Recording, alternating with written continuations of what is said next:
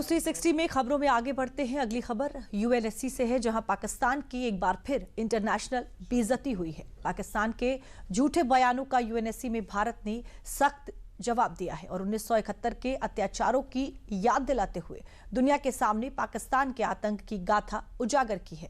भारत ने कहा है कि जो देश अपने ही लोगों पर बम गिराता है उसे किसी को सीख देने का हक नहीं है। देखिए ये report. Unfortunately fated to listen to the delusional tirade of Pakistan against my country, especially on Jammu and Kashmir, the Indian territory they covet. Our pioneering record on women, peace and security agenda is unblemished and unscathed.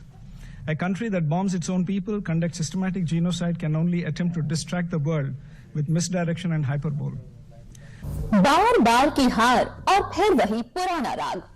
Pakistan का कश्मीर पर झूठ एक बार फिर दुनिया के सामने बेनकाब हो गया। पाकिस्तान जो हर अंतर्राष्ट्रीय मंच पर झूठ की झोली लेकर पहुंच जाता है, जो हर बार झूठ के सहारे खुद को पाक साबित करने की कोशिश करता है, लेकिन खास बात यह है कि हर बार सच्चाई की रोशनी में गायब हो जाता है। सच के आईने में झांकते ही पाकिस्तान का चेहरा खुद बेनकाब हो जाता है। दरअसल मंगलवार को यूएन के मंच से एक बार फिर दुनिया के सामने भारत ने पाकिस्तान की ऐसी पोल खोली कि उसके झूठ के महल धराशायी हो गए। This is a country that conducted Operation Searchlight in 1971 and sanctioned a systematic campaign of genocidal mass rape of 400,000 women citizens by its own army. The world sees through Pakistan's propaganda. President, as we look ahead, India remains unwavering in its commitment to the women, peace and security agenda. We stand ready to share our expertise with partners, particularly those in the global south, fostering collective solutions to shared challenges. बार बार की बेइज्जती, बार बार का झूठ और बार बार का कश्मीर का राग। पाकिस्तान को अब शायद आदत सी हो चुकी है अपनी हार को न पहचानने की, लेकिन यूएन के मंच से पाकिस्तान को भारत ने साफ कहा कि पहले अपने घर में लगी आग को बुझाओ, फिर दूसरों को सलाह देने की हिमाकत करना। भारत के स्थायी प्रतिनिधि पार्वथा मेनी हरीश ने संयुक्त राष्ट्र सुरक्षा परिषद में पाकिस्तान को जिस अंदाज में लताड़ा, वो सिर्फ कूटनीतिक जवाब ही नहीं बल्कि एक करारा तमाचा भी माना जा रहा है उन झूठे बयानों पर, उन बेबुनियाद आरोपों पर और उस पाकिस्तान के दोहरे चरित्र पर जिसे पाकिस्तान वर्षों से ओढ़े बैठा है। भारत ने मंगलवार को संयुक्त राष्ट्र सुरक्षा परिषद में कश्मीर को लेकर जमकर लताड़ा। ओपन डिबेट के दौरान संयुक्त राष्ट्र में भारत के राजदूत पार्वथा मेनी हरीश ने पाकिस्तान की पोल खोली। भारत के राजदूत पार्वथा मेनी हरीश ने दुनिया के सामने पाकिस्तान के आतंक को एक बार फिर उजागर किया है। अपने ही लोगों पर बम गिराने वाले पाकिस्तान को मानवाधिकार का पाठ नहीं पढ़ाना चाहिए।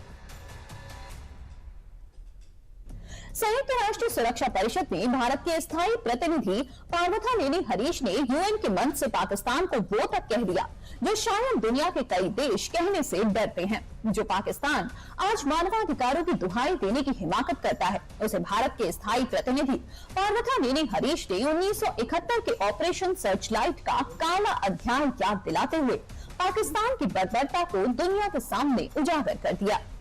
पाकिस्तान के इतिहास में ये वो अध्याय है जिसे पाकिस्तान ने हमेशा छिपाने की कोशिश की। अब आखिर क्या थी उस ऑपरेशन सर्चलाइट की सच्चाई, ये भी समझिए।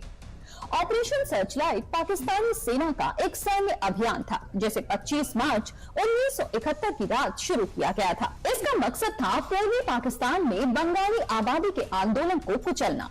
25 मार्च 1971 की रात पाकिस्तानी सेना ने ढाका विश्वविद्यालय, अखबार दफ्तरों, छात्रावासों और आम नागरिक इलाकों में हमला किया। इस अभियान में बड़े पैमाने पर हिंसा, हत्याएं, बलात्कार और मानवाधिकार उल्लंघन हुए। अनुमान के अनुसार लाखों लोग मारे गए और करीब 1 करोड़ लोग शरणार्थी बनकर भारत में आए। इस अत्याचार के बाद बंगाली जनता ने स्वतंत्रता संग्राम शुरू किया। भारत ने भी मानवता और शरणार्थी संकट को देखते हुए 16 दिसंबर 1971 में हस्तक्षेप किया।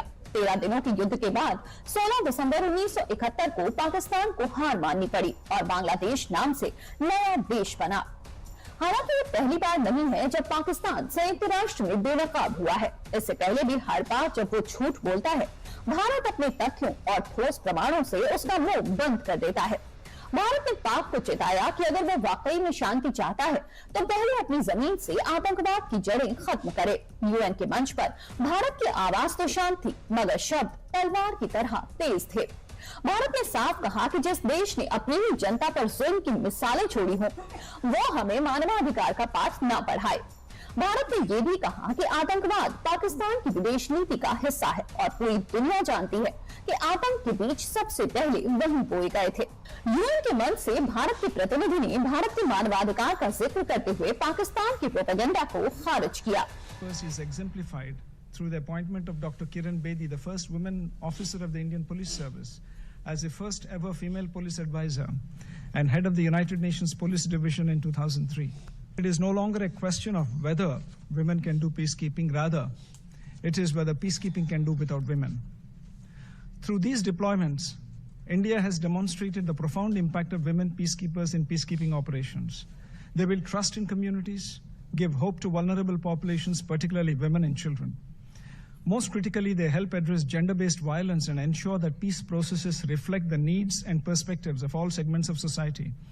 संयुक्त राष्ट्र में पाकिस्तान के खिलाफ भारत की गूंज सिर्फ एक जवाब ही नहीं थी, बल्कि एक चेतावनी थी कि अपनी नाकामियों को छिपाने के लिए बार बार कश्मीर का कार्ड न खेले।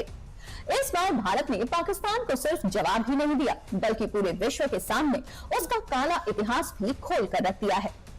एक बात तो साफ है कि अपनी नाकामियों से परेशान पाकिस्तान चाहे कितनी भी बयानबाजी कर ले, ना इतिहास बदलेगा और ना ही हकीकत। और जब भी पाकिस्तान भारत के खिलाफ बयानबाजी करेगा, तो हर मंच पर उसे बेनकाब होना पड़ेगा।